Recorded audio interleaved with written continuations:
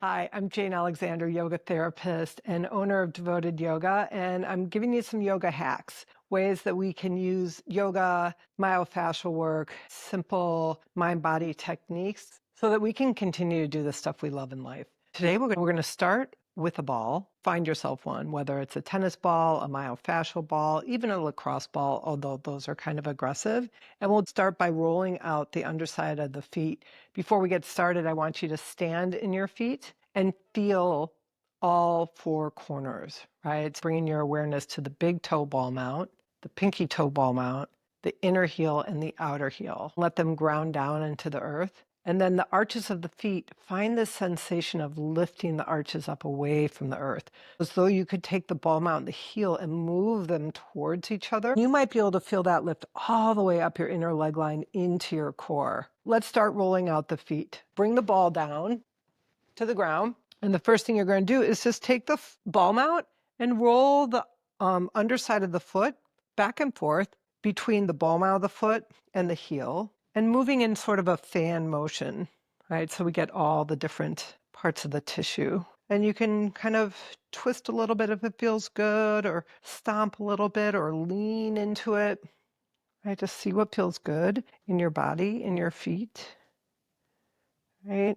And then we're going to come bring the heel down, and we'll be right in, behind the ball mount of the foot, and you're going to roll side to side. You can actually even take that under the ball mount and see if you can let the ball, the foot kind of drape, right? We're trying to get the dynamic movement into the ball mount of the foot, right? So come take the ball and bring it underneath the middle three toes and roll the rest of the foot off the ball, but the three toes are getting a nice stretch out on the bottom of the feet.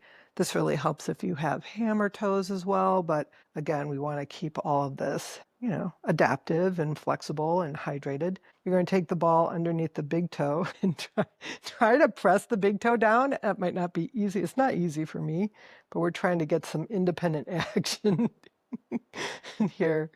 And then you're going to take the ball, bring it along the inner arch, right? So it looks like it's just going to slide out the inner arch, and then press down on it, right? Maybe the ball will flatten and you can get both the ball mount and the heel on the ground. If it doesn't, that's no problem. You can do a little chugging back and forth, right, to open up that tissue. And this part of your foot may be really sensitive, so be gentle enough. We always want to work with the tissue in a way that allows it to open up. And if we're too aggressive, what's going to happen is the tissue is going to start guarding and protecting. Right? Then we'll come to the pinky edge of the foot, and you're going to do the same thing. Allow the ball to, feel like it's going to slide out, like it grabs the tissue on the underside of the foot and draws it to the outside. Chug a little bit back and forth here, and then find your heel and let the heel move back and forth. Right? Just really trying to create some activity on the bottom of the foot, right? So we've got all these different layers, our fascia, our tissue, our tendons, and we want them to be hydrated, to not become sticky and stagnant, to be able to receive the information from our nerve endings. Okay, and then come off of that and just take a moment here and stand here and feel your feet, feel the difference in the feet. I feel maybe there's a little bit more sensation in the bottom of the foot, a little more tingling, a little more awareness, and then we're going to switch sides. And so keeping that sensation in your foot is also going to be really important, because as we age, right, balance is super important. This is critical to our balance. And the sensation that we gather from the feet gives us a lot of information on our proprioception, which helps us maintain balance.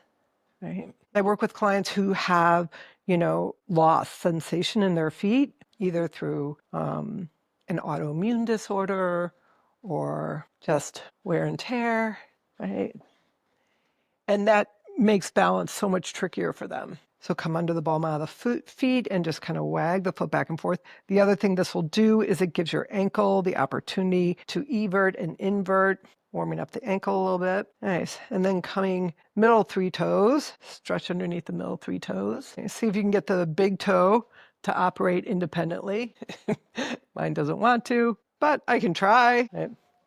come to the inner arch of the foot. And again, sort of standing on the ball and letting it kind of squeeze out the inside and chugging if it feels good. Nice. And then finding the pinky edge, doing the same thing, trying to catch the flesh underneath the foot and spread it wide. Nice.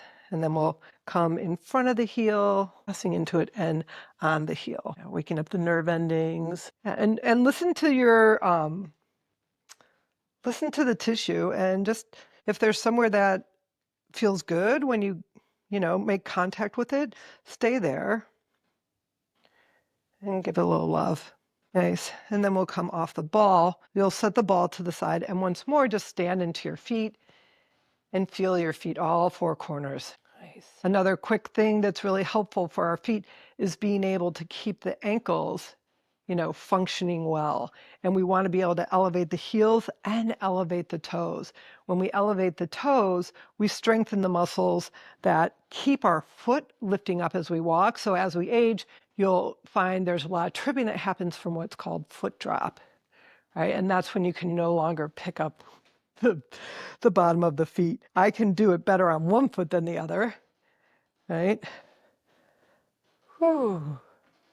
So just rolling back onto the heels. You can see if I do it sideways, right? Not too much. And we're not trying to do it too much by moving our body back in space, but more just elevating the heels and elevating the toes. And then see if you can hold it here, elevating. Nice. And then come on back and see if you can sustain this for a little bit. Yikes. It's harder. And then come on down. Nice. So just take your ankle, roll your ankle, point and flex your toe. Whew. Take this ankle, roll your ankle, clockwise, counterclockwise, point and flex your toe. Nice. And then this next one we're going to do for our feet, we'll do seated. So come to a seated position, right? And all you're going to do, you can sit up on a block or a pillow if it feels good, right? All we're going to do is take the left foot over the right leg and take your right hand from underneath your foot. You're going to take your index finger and bring it between the thumb and the second toe, middle finger between the second and third toe, ring finger, and then pinky finger. And sometimes this can get sensitive, neuromas that can cause a lot of discomfort. But we want to keep the toes spread wide. We want their ability to move wide because, again, they offer us a lot of proprioceptive feedback for our balance. And so then just take your nice handshake with your foot, roll your ankle clockwise, come on back, roll it counterclockwise. Nice. Ooh. Yeah. Flex and point the toes, and then we'll release that and switch sides. And again, you can do this in a chair if it's more available.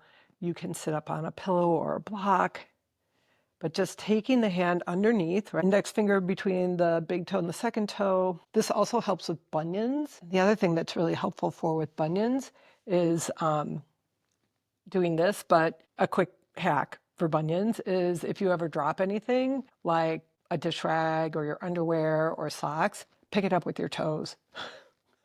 That's going to strengthen the inner arch, which gets extended and lengthened when the toe is pulled in. So yeah, point and flex, do a little circles, open up the underside of the foot, and then release that. You can extend the leg straight. And if it's possible to spread your toes away from each other, and then relax, and then spread the toes away. For some people, this is super easy. This is not so easy on one foot versus the other foot. I don't know what that's about. But I often like to think of my toes. My toes remind me of my kids and that they're connected to me, but they don't really, they're not going to do what I want them to do. So I gotta spend some good time with them before they are going to do what I want them to do, if it ever at all. But anyway, we can keep practicing, keep creating space, keep this part of our body really awake and alive, and we'll serve our feet so our feet can serve us. And this is how we integrate it into our life to keep us available to live the way that nourishes us. Om Shanti, peace. Namaste.